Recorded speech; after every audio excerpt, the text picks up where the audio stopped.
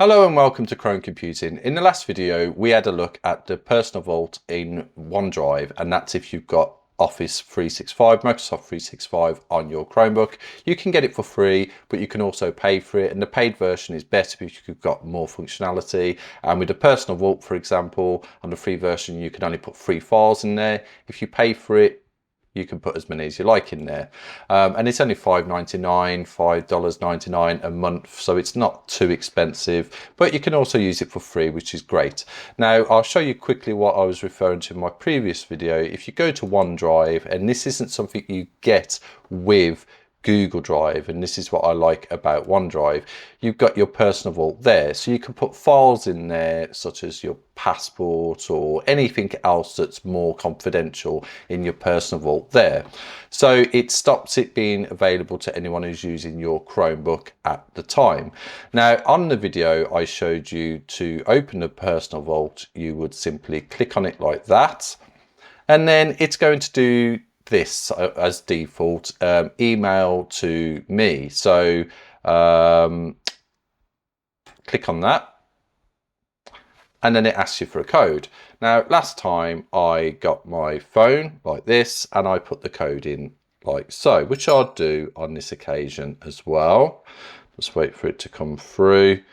And this video is really about showing you the flaws of doing it this way. Certainly if you're using a personal vault on the basis of you want to be able to allow someone to maybe use your Chromebook on your user account, but there's still files that you wouldn't necessarily want them to see.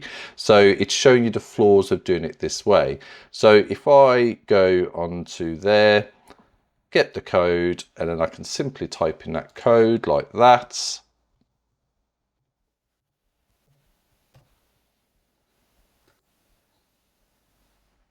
And that's great. It's opened up my vault and it's got all the files from last time. And there we go. If we go back one, you can see that the vault is now open. Now that's great because it sent the code to my phone. So if someone didn't access to my phone, that's fine. However, like you just saw, the code actually went to my email address. Now, if the email address is the same as your Google account, which is most likely the case, depending on how you set it up, if you set up Office differently to that, then you're fine. So when you first set up Office, it will ask you for an email address. If you use a different email address to the email address you use to log into your Chromebook, then this isn't going to be a problem. But if you've used the same email address, and most people probably have, then the issue you will have is, although I use my phone, I could have just got into my emails and there's the one-time code there. So anyone using the Chromebook could have just clicked on that, asked for a one-time code, go onto the emails, get the code. Therefore, it's not that secure. So this video is more about how you can make it more secure than that. So what you would want to do from here is go up to settings up here on the top right, click on settings, and then go to options.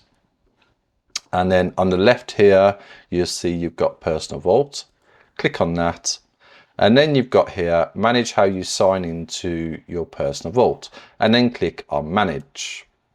And then it will take you to your security page. Now do bear in mind, although it said manage how you access your personal vault, I don't think this is dedicated to the personal vault. This is your security access in general. So this is how you would just access your Office account. So first of all, what you would want to do is either you'd want to change the email address here so it's not the same email address as your Google account. So then if someone asks for a code, it won't go to email address on your Google account, but it may come through on your phone, for example. And it's always a good idea to have more than one email address set up. Now, I know you might only have one email address and you might think the idea of having more than one email address is a bit of a faff. However, it is really important. I've got quite a few email addresses and I've got used to it over the years, so it doesn't bother me. But it's really good because if I lose information, I can't access accounts, I've got a backup email address where I can get information sent to so I can reset access. So it is important to do that. So here, if we have a look here, it's got ways to prove who you are. And then we've got enter password, and change password, that would simply ask me to change the password. Now you could do it that way, or better, the problem with passwords is you can forget them. And then you've got email a code, and that's on, and you can see the email address there, and that's on receive alerts. That's all okay. But what we want to do is we want to add a new way to sign in or verify. And then from here, you've got an option here. So you could say get an email and sign in with a code. So we will do that on this occasion. You could use an app. So we'll have a look at that as well. Use your Windows PC. We won't use that because this is for the Chromebook, so you won't have a Windows PC. You might have Windows installed on your Chromebook. I've got a video now, you can do that if you want to have a look at that, but we won't be doing that. Or you can use a USB security key. We won't be using that either. So if let's have a look quickly at show more options. A text code. So a text code, also get a text and sign in with a code. That is also good because that text, well, I was just going to say that text will only come to your mobile phone. However, depending on how you set up your Chromebook, you can set up your Chromebook so you also receive texts to your Chromebook. So bear that in mind as well if you go down that route. But we'll do that first. Now, the only thing I would say with text to code is sometimes when you request a code from a website to access the website, sometimes they're delayed and it's really frustrating. So you might be trying to log into an account and the text is being delayed. And then if you re-request it, you may get it come through, but most of the times it goes through a loop and you end up just not getting it. And you won't get a code and you'll have to find a new way of logging in. So bear in mind, I wouldn't use it as the only option, but we'll click on here, text to code. And here I'm going to put in my number.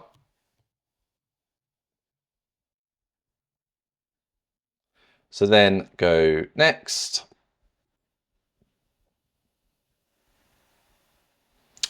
And let's just wait and see what it's doing here. It's just making sure I'm not a robot. So please solve the puzzle so we know you are not a robot. Some of these are absolutely hard work. Okay, so use the arrow to rotate the object to face in the direction. There we go, that's fine. Okay, so now it's saying it's sent a code to my phone.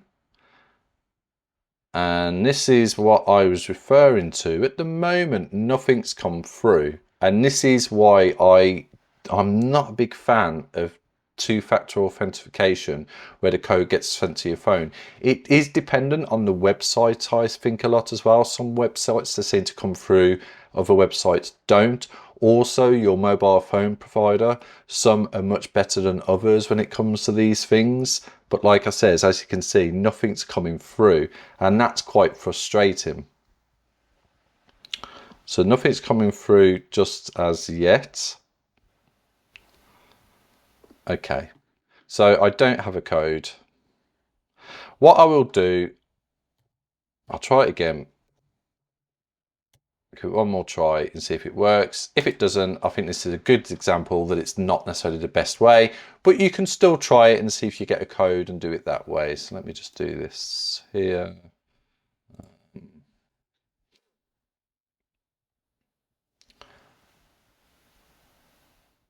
Okay, so it's saying it sent me a code again, but nothing's come through.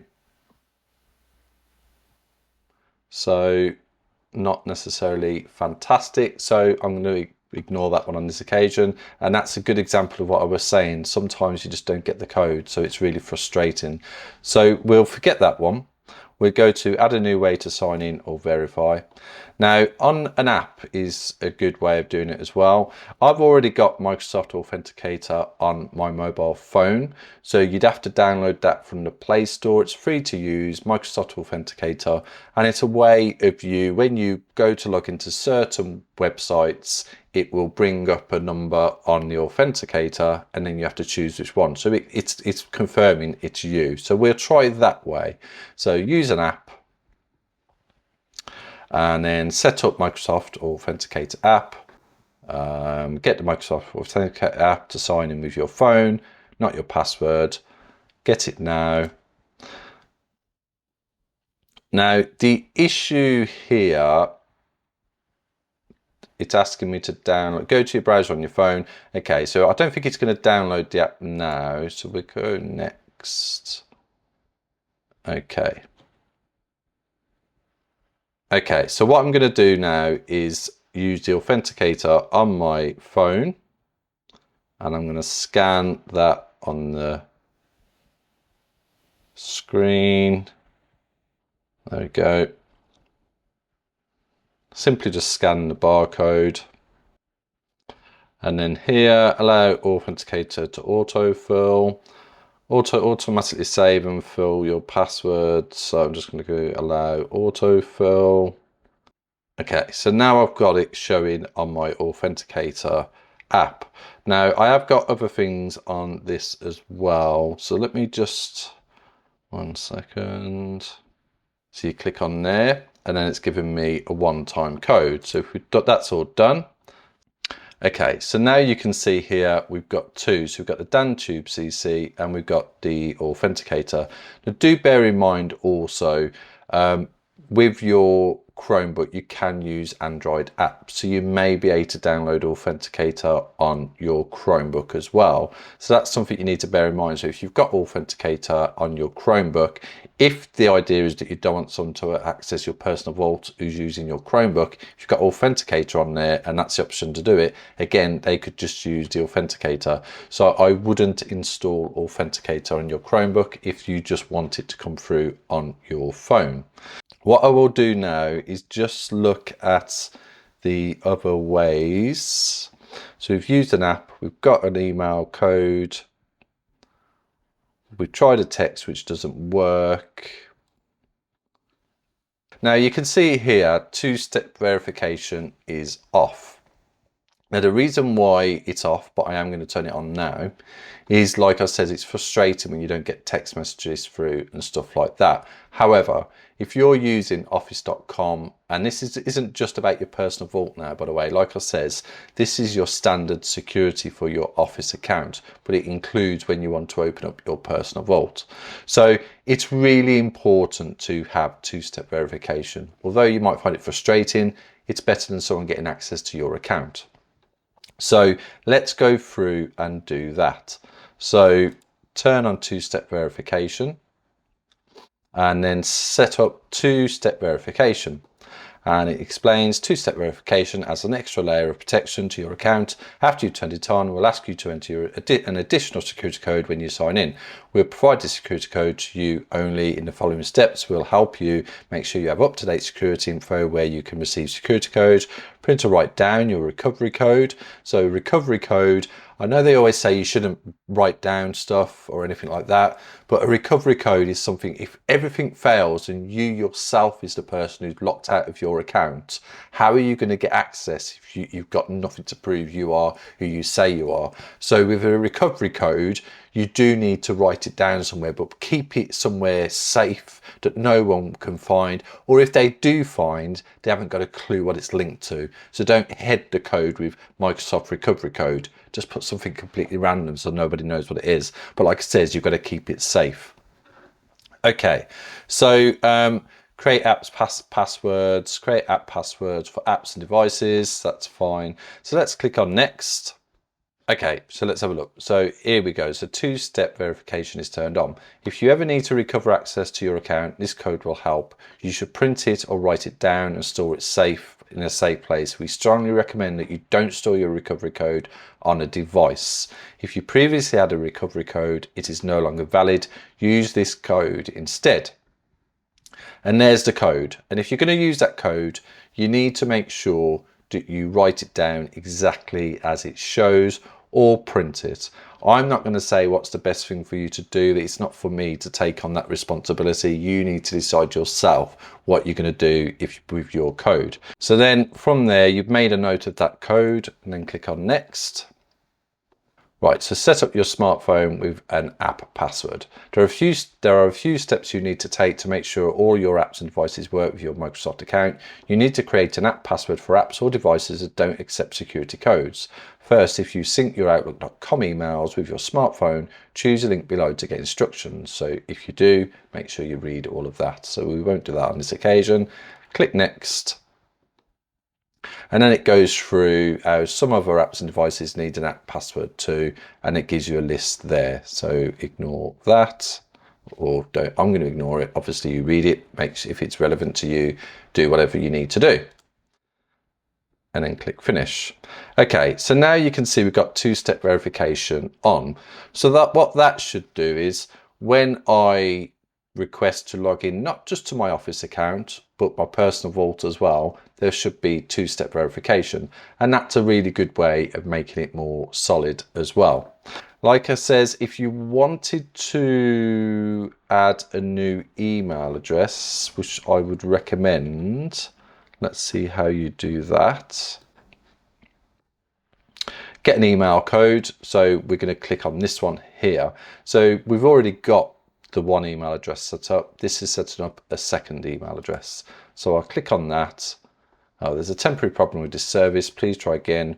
So that's no good. So let's try again.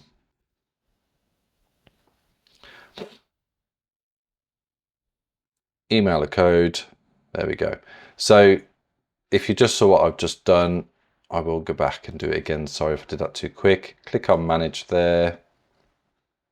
Add a new way to sign in or verify. Email a code. And now it's asking you to put in your email address. So this isn't the email address you've got set up. This is a second email address. And I'd strongly advise you to do this. Okay. And the reason why I say I'd strongly advise you to do this, if you do lock yourself out of your Office account and that code that you should have written down, before you even get to that stage of hunting for where that code is, if you've got a second email address, that's another way to prove who you are. Okay. Click Next. And then obviously now it's going to want to prove that I own that email address that I've just entered there. So it's sent me a code. Just click on there. And it's asking me to enter the code.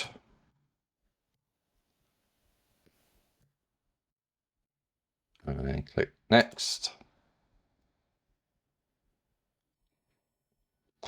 There we go. And now what you've got here, you can see we've got two email addresses set up. So we've got two email addresses set up and we've got send sign in notification set up as well. Okay, so like I said, if you're going to use the Authenticator app, and that is a good way of doing it, I wouldn't install it on your Chromebook because obviously Chromebooks have the App Store as well, because then you could just get a code come through on that. And that does the same thing as what I did at the beginning of the video. If someone went to open up your personal vault, if you've got Authenticator set up on your Chromebook, then they can just get it from there. If you haven't set it up, they would have to go through all of the setting up of that Authenticator, and I don't think that would be that easy without the fact that you've already got Authenticator set up on your phone without you realizing that something's happened. It would give you some sort of warning. So that's the best way of setting it up on your Chromebook. Okay, so the last one here now is to increase the security of your account, remove your password or require 2 steps to sign in. So here we've got passwordless account is off. Let's turn it on and see what that does. So set up passwordless account. A passwordless account reduces the risk of phishing and password attacks. To start setup, select Next, then approve the password removal request from the Microsoft Authenticator app on your phone to remove your password. Once you remove your password, you may lose access to some older apps, services and devices. So do bear that in mind.